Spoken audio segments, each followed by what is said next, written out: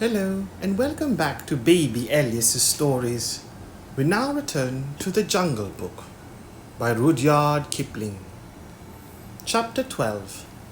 Her Majesty's Servants. "It's disgraceful," he said, blowing out his nostrils. "Those camels have racketed through our lines again, the third time this week. How's a horse to keep his condition if he isn't allowed to sleep? Who's here? Who's here?" "I'm the breech-piece mule of number 2 gun of the 1st screw battery," said the mule. "Hee-haw! And the other's one of your friends. He's waked me up too. Who are you?" "Number 15 E Troop, 9th Lancers, Dick Cunliffe's horse. Stand over a little there." "Oh, beg your pardon. Hee-haw!" said the mule. "It's too dark to see much. Aren't these camels too sickening for anything? I walked out of my lines to get a little peace and quiet here." "My lords," said the camel humbly, "we dreamed bad dreams in the night, and we were very much afraid. I am only a baggage camel of the 39th Native Infantry, and I am not as brave as you are, my lords." "Then why didn't you stay and carry baggage for the 39th Native Infantry instead of running all round the camp?" said the mule. "They were such very bad dreams," said the camel. "I am sorry. Listen. What is that? Shall we run on again?" "Sit down," said the mule, "or you'll snap your long stick legs between the guns." He cocked one ear and listened. "Bullocks," he said. "Gun bullocks. On my word, you and your friends have waked the camp very thoroughly. It takes a good deal of prodding to put up a gun bullock." I heard a chain dragging along the ground, and a yoke of the great sulky white bullocks that drag the heavy siege guns, when the elephants won't go any nearer to the firing, came shouldering along together, and almost stepping on the chain was another battery mule calling wildly for Billy. "That's one of our recruits," said the old mule to the troop horse. "He's calling for me. Here, youngster, stop squealing. The dark never hurt anybody yet." The gun bullocks lay down together and began chewing the cud, but the young mule huddled close to Billy. "Things," he said, "fearful and horrible, Billy. They came into our lines while we were asleep. Do you think they'll kill us?" "I'm a very great mind to give you a number 1 kicking," said Billy. "The idea of a 14-hand mule with your training disgracing the battery before this gentleman." "Gently, gently," said the troop horse. "Remember, they are always going like this to begin with. The first time I ever saw men, it was in Australia when I was a 3-year-old. I ran for half a day, and if I'd seen a camel, I should have been running still." "Nearly all our horses for the English cavalry are brought to India from Australia, and are broken in by the troops themselves." "True enough," said Billy. "Stop shaking, youngster. The first time they put the full harness with all its chains on my back, I stood on my forelegs and kicked every bit of it off. I hadn't learned the real science of kicking then, but the battery said they had never seen anything like it." "But this wasn't harness or anything that jingled," said the young mule. "You know, I don't mind that now, Billy. It was things like trees, and they fell up and down the lines and bubbled, and my head broke, and I couldn't find my driver, and I couldn't find you, Billy, so I ran off with these gentlemen." Said Billy. "As soon as I heard the camels were loose, I came away on my own account. When a battery, a screw gun mule calls gun bullocks gentlemen, he must be very badly shaken up. Who are you fellows on the ground there?" The gun bullocks rolled their cuds and answered both together. "The 7th yoke of the 1st gun of the big gun battery. We were asleep when the camels came, but when we were trampled on, we got up and walked away. It is better to lie quiet in the mud than to be disturbed on good bedding. We told your friend here that there was nothing to be afraid of, but he knew so much that he thought otherwise. Wah! They went on chewing.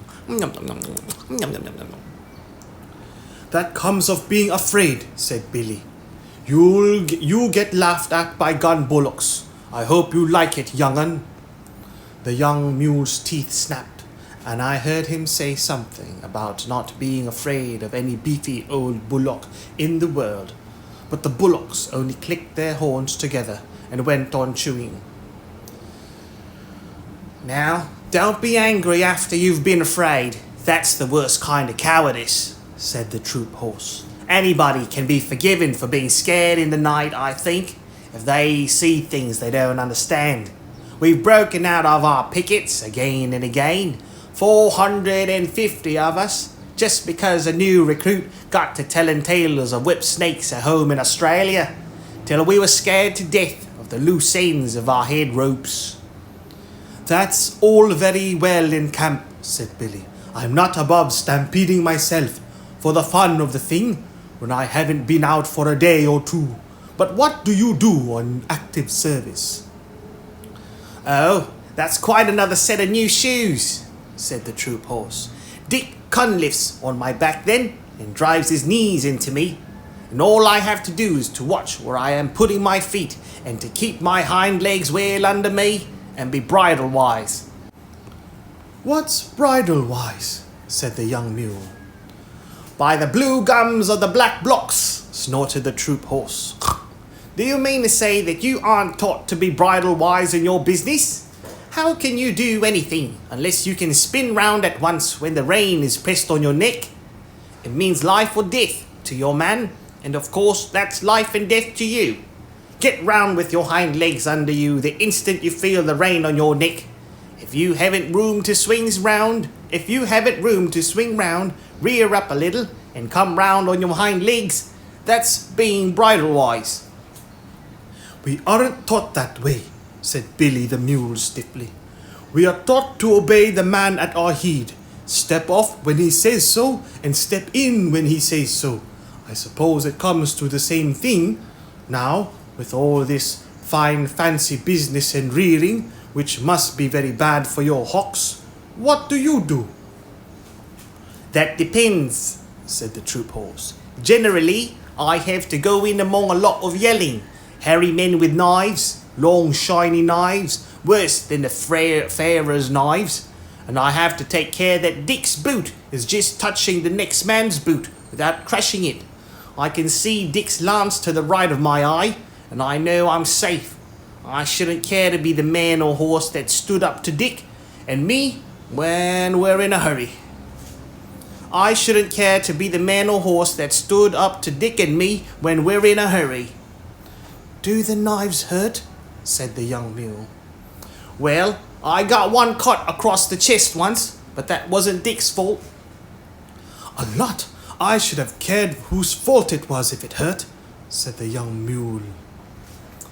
You must, said the troop horse. If you don't trust your men, you may as well run away at once. That's what some of our horses do, and I don't blame him. As I was saying, it wasn't Dick's fault. The man was lying on the ground, and I stretched myself not to tread on him, and he slashed up at me. Next time I have to go over a man lying down, I shall step on him hard. Said Billy.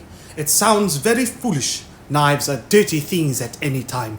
The proper thing to do is to climb up a mountain with a well-balanced saddle, hang on by all 4 feet, and your ears too, and creep and crawl and wriggle along, till you come out hundreds of feet above anyone else on a ledge where there's just room enough for your hooves. Then you stand still and keep quiet. Never ask a man to hold your head. Young'un, keep quiet while the guns are being put together, and then you watch the little poppy shells drop down into the treetops ever so far below. Don't you ever trip, said the troop horse. They say that when a mule trips, you can split a hen's ear. said Billy. Now and again, perhaps, a badly packed saddle will upset a mule, but it's very seldom. I wish I could show you our business. It's beautiful. Why, it took me 3 years to find out what the men were driving at. The science of the thing is never to show up against the skyline, because if you do, you may get fired at. Remember that, young un? Always keep hidden as much as possible, even if you have to go a mile out of your way. I lead the battery when it comes to that sort of climbing. Fired at without the chance of running into the people who are firing? Said the troop horse, thinking hard. I couldn't stand that. I should want to charge with Dick. Oh, no, you wouldn't. You know that as soon as the guns are in position, they'll do all the charging. That's scientific and neat. But knives, pah! The baggage camel had been bobbing his head to and fro for some time past, anxious to get a word in edgewise. Then I heard him say, as he cleared his throat nervously, I have fought a little, but not in that climbing way or that running way. No, now you mention it, Bill. Now you mention it, said Billy. You don't look as though you were made for climbing or running much. Well, how was it, old hay bales? The proper way, said the camel. We all sat down. Oh, my crupper and breastplate, said the troop horse under his breath. Sat down? We sat down, 100 of us, the camel went on, in a big square, and the men piled our packs and saddles outside the square, and they fired over our backs. The men did, on all sides of the square. What sort of men? Any men that came along? Said the troop horse. They teach us in riding school to lie down and let our masters fire across us. But Dick Cunliffe is the only man I'd trust to do that. It tickles my girths, and besides, I can't see with my head on the ground. What does it matter who fires across you? Said the camel. There are plenty of men and plenty of other camels close by, and a great many clouds of smoke. I am not frightened then. I sit still and wait. And yet, said Billy, you dream bad dreams and upset the camp at night. Well, before I'd lie down, not to speak of sitting down, and let a man fire across me, my heels and his head would have something to say to each other. Did you ever hear anything so awful as that? There was a long silence, and then one of the gun bullocks lifted up his big head and said, This is very foolish indeed.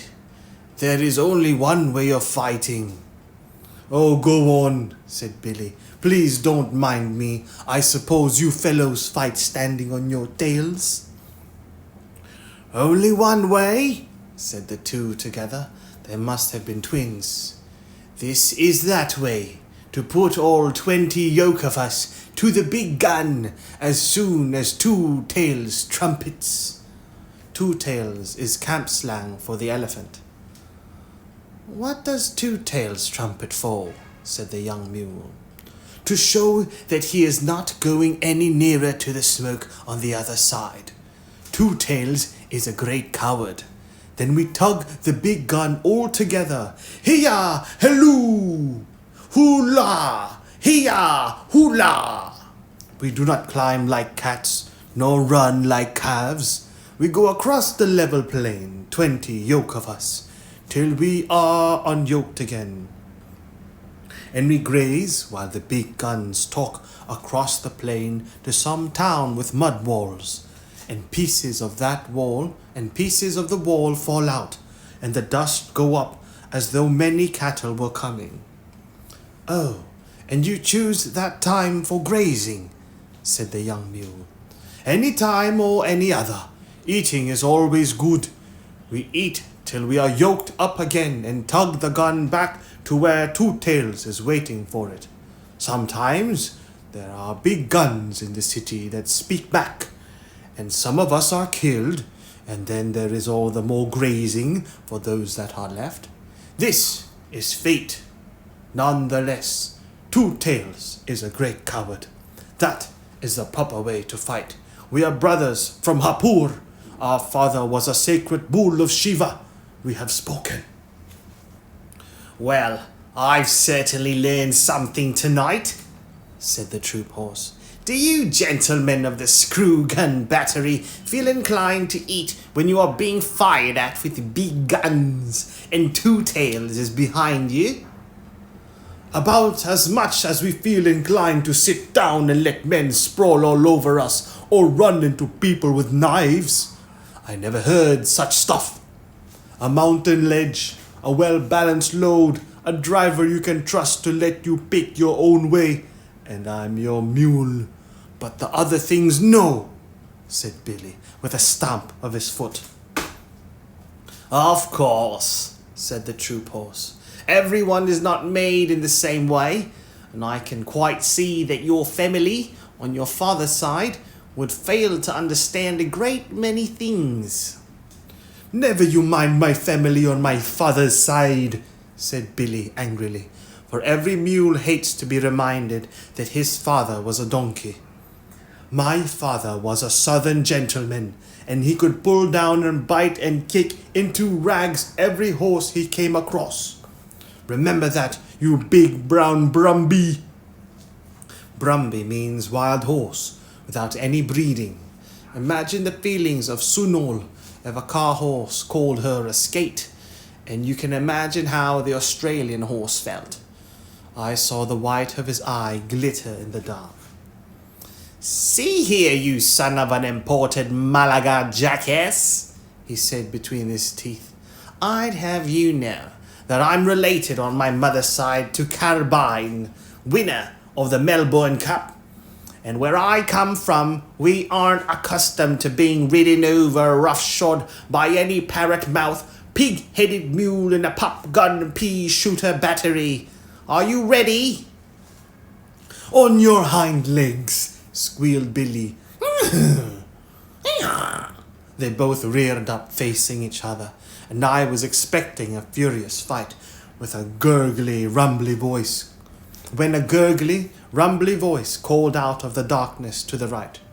Children, what are you fighting about there? Be quiet. Both beasts dropped down with a snort of disgust. For neither horse nor mule can bear to listen to an elephant's voice. It's Two Tails, said the troop horse. I can't stand him. A tail at each end isn't fair. My feelings exactly, said Billy, crowding into the troop horse for company. We are very alike in some things. I suppose we've inherited them from our mothers, said the troop horse. It's not worth quarrelling about. Hi, Two Tails, are you tied up? Yes, said Two Tails, with a laugh all up his trunk. I'm picketed for the night. I've heard what you fellows have been saying, but don't be afraid. I'm not coming over. The bullocks and the camels said, half aloud, Afraid of Two Tails? Oh, what nonsense! And the bullocks went on, We are sorry that you heard, but it is true, Two Tails. Why are you afraid of the guns when they fire? Well, said Two Tails, rubbing one hind leg against the other. Exactly like a little boy saying a poem. I don't quite know whether you'd understand. We don't, but we have to pull the guns, said the bullocks. I know it, and I know you're a good deal braver than you think you are, but it's different with me. My battery captain called me a pachydermatous anachronism the other day. Is there another way you're fighting, I suppose? That's another way of fighting, I suppose, said Billy, who was recovering his spirits. You don't know what it means, of course, but I do. It means betwixt and between, and that is just where I am. I can see inside my head what will happen when a shell bursts, and you bollocks can't. I can, said the troop horse. At least a little bit. I try not to think about it. I can see more than you, and I do think about it. I know there's a great deal of me to take care of, and I know that nobody knows how to cure me when I'm sick. All they can do is to stop my driver's pay till I get well, and I can't trust my driver. Ah, said the troop horse. That explains it. I can trust Dick. You could put a whole regiment of Dicks on my back without making me feel any better. I know just enough to be uncomfortable, and not enough to go on in spite of it. We do not understand, said the bullocks. I know you don't. I'm not talking to you. You don't know what blood is. We do, said the bullocks. It is red stuff that soaks into the ground and smells. The troop horse gave a kick and a bound and a snort. Don't talk of it, he said. I can smell it now, just thinking of it. It makes me want to run when I haven't Dick on my back. But it is not here, said the camel and the bullocks. Why are you so stupid? It's vile stuff, said Billy. I don't want to run, but I don't want to talk about it. There you are, said Two Tails, waving his tail to explain. Surely, yes, we have been here all night, said the bullocks. Two Tails stamped his foot till the iron ring on it jingled. Jingle, jingle. Oh, I'm not talking to you. You can't see inside your heads. No, we see out of our 4 eyes, said the bullocks. We see straight in front of us. If I could do that and nothing else, you wouldn't be needed to pull the big guns at all. If I was like my captain, he can see things inside his head before the firing begins, and he shakes all over. But he knows too much to run away. If I was like him, I could pull the guns. But if I were as wise as all that, I should never be here. I should be a king in the forest, as I used to be, sleeping half the day and bathing when I liked. I haven't had a good bath for months. That's all very fine, said Billy. But giving a thing a long name doesn't make it any better. Said the troop horse. I think I understand what Two Tails means. You'll understand better in a minute, said Two Tails angrily. Now you just explain to me why you don't like this. He began trumpeting furiously at the top of his trumpet. Stop that, said Billy and the troop horse together, and I could hear them stamp and shiver. An elephant's trumpeting is always nasty, especially on a dark night. I shan't stop, said Two Tails. Won't you explain that, please? Humph, rumph, rah.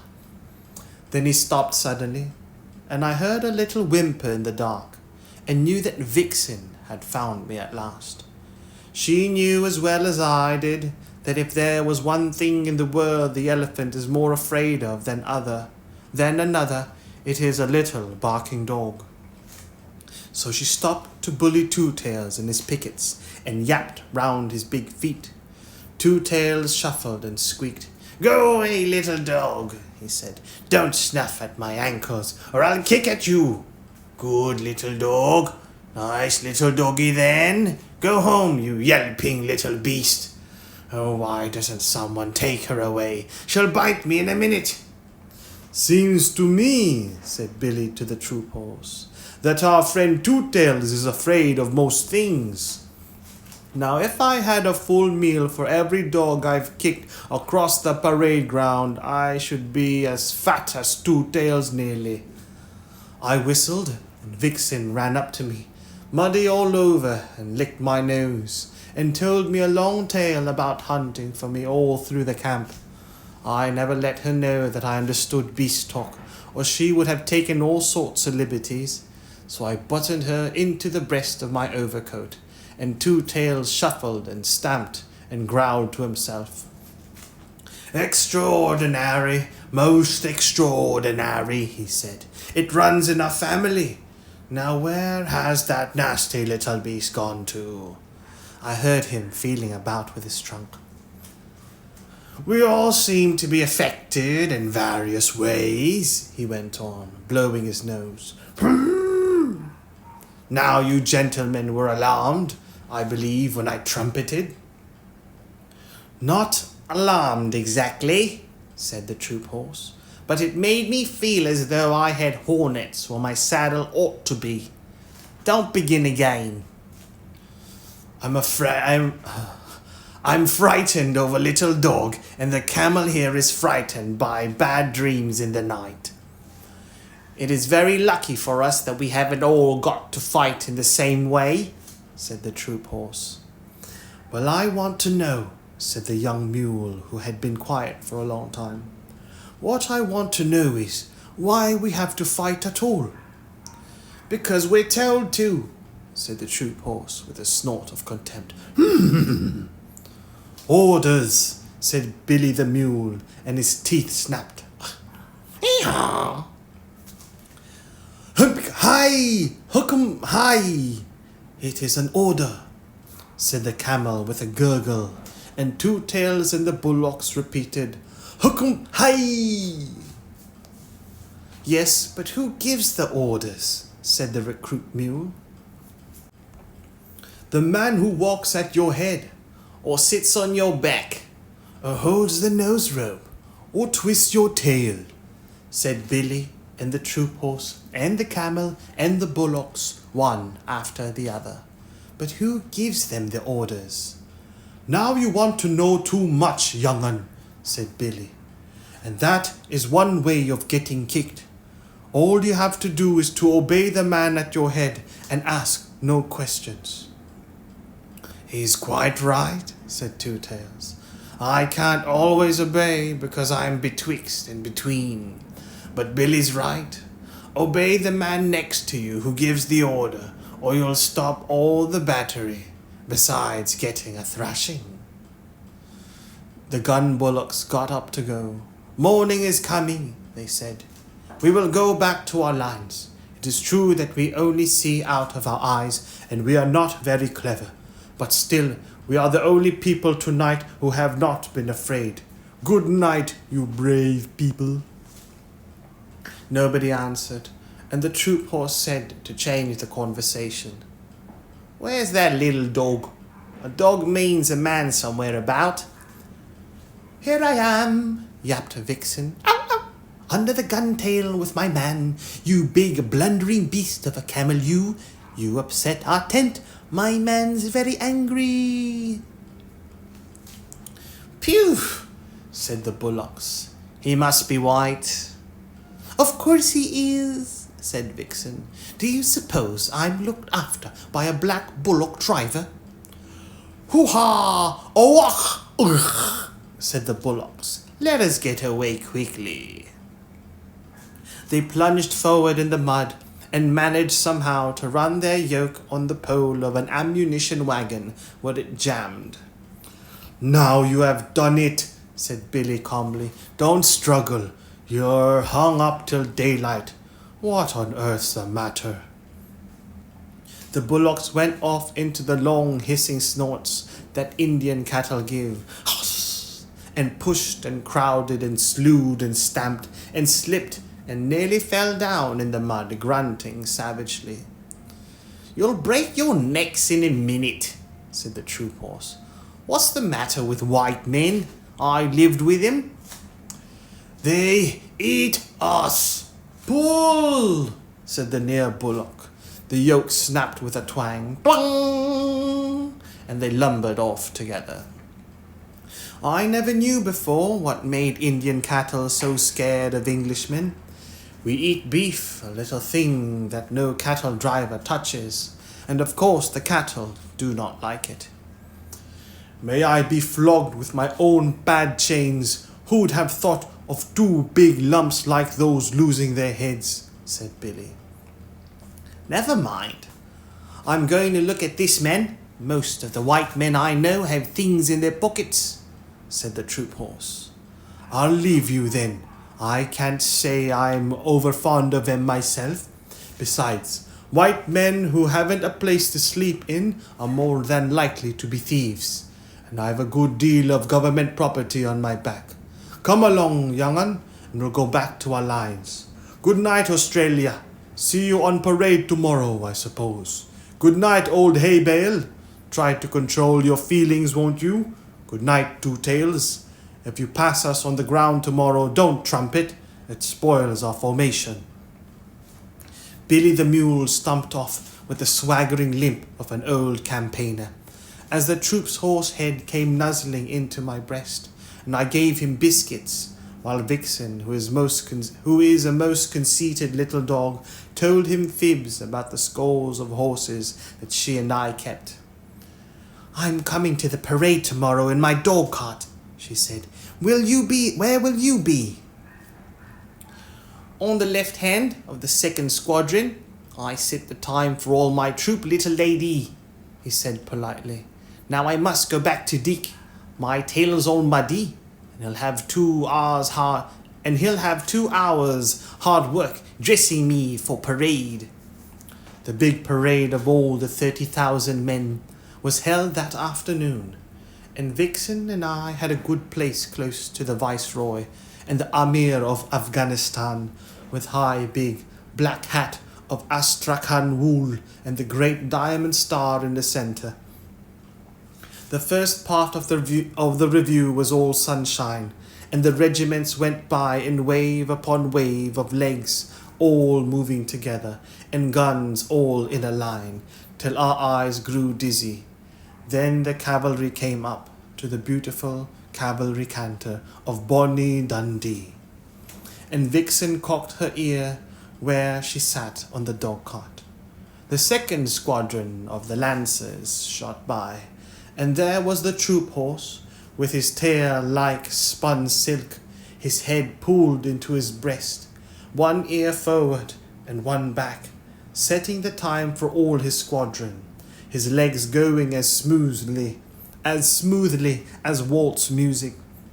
Then the big guns came by, and I saw Two Tails and 2 other elephants harnessed in line to a 40-pounder siege gun, while 20 yoke of oxen walked behind. The 7th pair had a new yoke, and they looked rather stiff and tired. Last came the screw guns, and Billy the mule carried himself as though he commanded all the troops, and his harness was oiled and polished till it winked.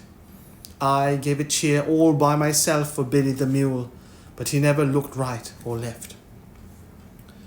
The rain began to fall again, and for a while it was too misty to see what the troops were doing. They had made a big half-circle across the plain, and were spreading out into a line. That line grew and grew and grew till it was 3/4 of a mile long from wing to wing, one solid wall of men, horses, and guns. Then it came on straight toward the Viceroy and the Amir, and as it got nearer, the ground began to shake like the deck of a steamer when the engines are going fast. Unless you have been there, you cannot imagine what a frightening effect this steady come down of troops has on the spectators, even when they know it is only a review. I looked at the Amir. Up till then he had not shown the shadow of a sign of astonishment or anything else. But now his eyes began to get bigger and bigger, and he picked up the reins on his horse's neck and looked behind him. For a minute it seemed as though he were going to draw his sword and slash his way out through the English men and women in the carriages at the back. Then the advance stopped dead. The ground stood still. The whole line saluted, and 30 bands began to play all together. That was the end of the review, and the regiments went off to their camps in the rain, and an infantry band struck up with. The animals went in 2 by 2. Hurrah! The animals went in 2 by 2. The elephant and the battery mule, and they all got into the ark for to get out of the rain. Then I heard an old grizzled long-haired Central Asian chief who had come down with the Emir asking questions of a native officer. "Now," said he, "in what manner was this wonderful thing done?" And the officer answered, "An order was given, and they obeyed." "But are the beasts as wise as the men?" said the chief. "They obey as the men do, mule, horse, elephant, or bullock. He obeys his driver, and the driver his sergeant, and the sergeant his lieutenant, and the lieutenant his captain, and the captain his major, and the major his colonel, and the colonel his brigadier commanding 3 regiments, and the brigadier the general, who obeys the viceroy, who is the servant of the empress. Thus it is done." "Would it were so in Afghanistan?" said the chief, for there we obey only our wills." "And for that reason," said the native officer, twirling his moustache, "your Emir, whom you do not obey, must come here and take orders from our viceroy."